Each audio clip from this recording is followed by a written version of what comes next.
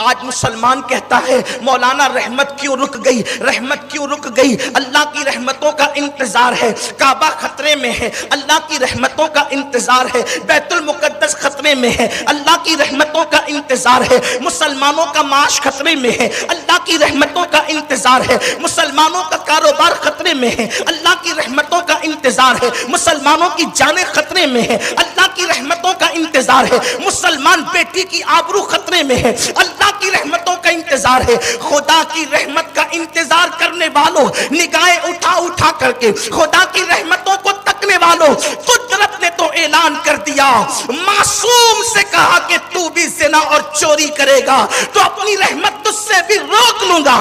آج بتاؤ کیا مسلمان زنا نہیں کر رہا ہے؟ کیا مسلمان چوری نہیں کر رہا ہے؟ چوری اور زنا مسلمانوں کے اندر کس قدر گھر کر چکی ہے، اب تو مسلمانوں کی مسجدوں سے بھی چوری ہوتی ہے۔ بتاؤ کیا مسلمانوں کی مسجدوں میں کافر آتے چوری کرنے کے لیے؟ بلکہ تمہاری مسجد کے جو ہے وہ چھوٹے چھوٹے مگ ہوتے ہیں اس کو بھی زنجیر سے باندھنا پڑتا ہے تاکہ کوئی چرا کر نہ لے جائے، بلکہ پیاؤ پر جہاں پانی پلایا جاتا ہے وہاں کے گلاس بھی زنجیروں سے باندھنے پڑتے ہیں تاکہ یہاں سے لوگ گلاس چرا کر نہ لے جائے۔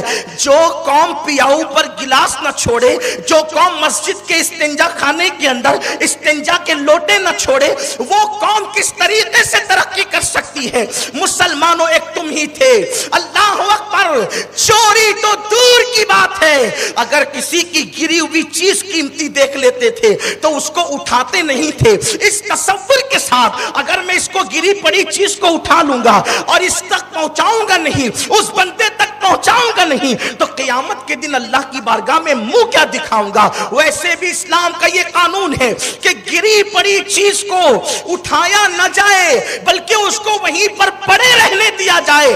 وجہ یہ ہے کہ جو چیز وہیں پڑی رہے گی وہ ڈھونڈتے ڈھونڈتے آئے گا تو اس کو اٹھا لے گا۔ یہاں تو حال یہ ہے، ایسی گندی نیت ہو گئی آج کے مسلمانوں کی کہ اللہ اکبر، گری پڑی چیز تو اپنی جگہ ہے، بہت زیادہ مذہبی لوگوں کو بھی دیکھا جاتا ہے کہ ان کی نگاہیں ترچھی ٹیڑھی ہوتی ہے کہ کوئی چیز اٹھا لوں، بلکہ آج کل تو ماں اگر 1 روپے کا سکہ زمین پہ پڑا ہوا دیکھتی ہے تو کان میں بچے سے کہتی ہے اٹھا لے۔ میرے آقا صلی اللہ علیہ وسلم کے غلاموں، یہ 1 روپے کا سکہ قیمتی نہ تھا لیکن ماں نے 1 روپے کا سکہ اس بچے کو دکھا کر کے کہا اٹھا لے، گویا کہ اپنے بچے کو چور بنانے کا پہلا راستہ دکھا دیا۔ میرے آقا صلی اللہ علیہ وسلم کے دیوانوں، آپ سے پوچھنا چاہتا ہوں ہم کیا تھے اور کیا ہو گئے؟ مجھے ایک بہت پیارا سا واقعہ یاد آتا ہے جو میرے قائد، میرے امیر نے مجھے بتایا تھا۔ واقعہ یوں ہے کہ دلی کی جامع مسجد میں ایک انگریز جو ہے،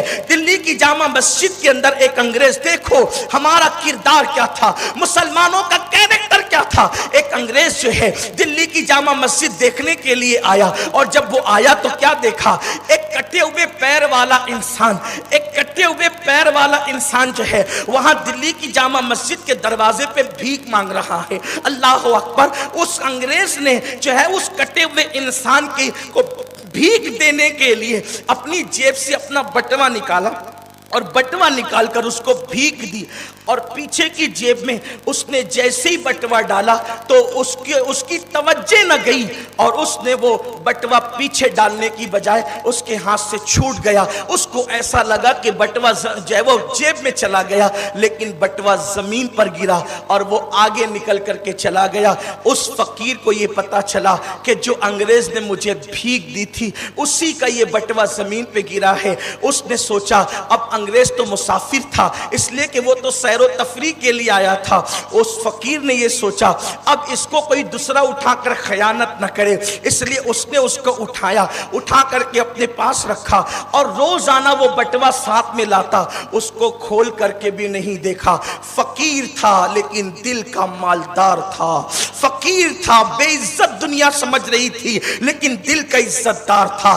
ہاتھوں کی کنگالی کوئی کنگالی نہیں ہوتی، دلوں کی کنگالیاں ہوتی ہے۔ ارے کیا سفید کپڑے پہن کر پلسر پر نکلتے ہو چوری کرنے کے لیے؟ یہ نامردی ہے، نامردی۔ جینس اور ٹی شرٹ پہن کر بن ٹھن کر کے کافروں کے میلوں میں جا کر کے چوریاں کرتے ہو، اسلام کو بدنام کرتے ہو۔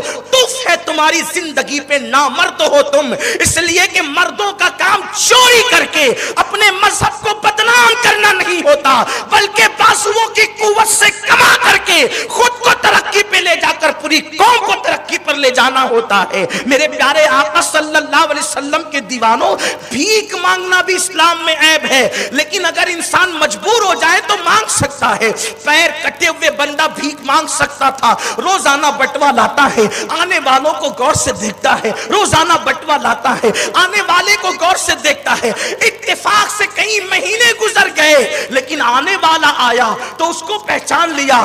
اس نے ایک ترجمان کے ذریعے سے بلایا اور کہا اس سے پوچھو کہ چند مہینہ پہلے یہی آیا تھا دلی کی جامع مسجد دیکھنے کے لیے؟ جب ترجمان نے انگریزی زبان میں اس سے پوچھا تو کہا ہاں، تو کہا کسی لنگڑے کو بھیک دیا تھا یاد آتا ہے؟ کہا ہاں یہ بھی یاد آتا ہے۔ کہا بٹوا پیچھے ڈالنے کے لیے اس نے سوچا تھا اور یہ سوچ کر کے بٹوا پیچھے چلا گیا، نکل جاتا ہے، لیکن بٹوا گر گیا تھا، پوچھو یاد آتا ہے؟ کہا ہاں۔ اس نے پھر یہ بھی کہا کہ ہاں یہ بھی یاد آتا ہے۔ اس نے بٹوا نکال کر کے دے دیا۔ اس انگریز کی آنکھیں پھٹی کے پھٹی رہ گئی۔ اس نے اس ترجمان کے ذریعے سے اس مسلمان فقیر سے پوچھا کہ تم تو بھیک مانگ رہے ہو، پیسوں کی ضرورت تم کو زیادہ ہے، بٹوا میرا گرا تھا، میں چلا گیا تھا، تم خرچ کر لیتے، کون پوچھنے آتا، کون پکڑنے آتا، تم نے خرچ کیوں نہیں کیا؟ اس نے کہا خرچ کرنا تو دور کی بات، اس دن کے بعد سے میں چین سے نہیں سویا،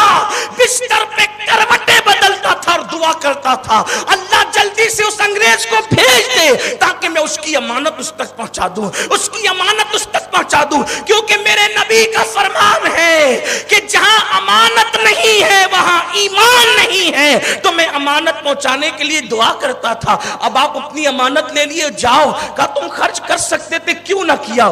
کیا پیاری جواب دی، کیا پیارا جواب دیا اس لنگڑے نے، پیر والے اس پہ قربان، تخت والے اس پہ قربان، تاج والے اس پہ قربان۔ اس نے کیا جواب دیا جانتے ہیں؟ کہا دیکھو میں نے آپ کا بٹوا اٹھایا، میں نے آپ کا بٹوا اٹھایا، آپ نے نہیں دیکھا، میرے اللہ نے دیکھا، میرے رسول نے دیکھا، اور آپ کے رسول حضرت عیسیٰ نے بھی دیکھا۔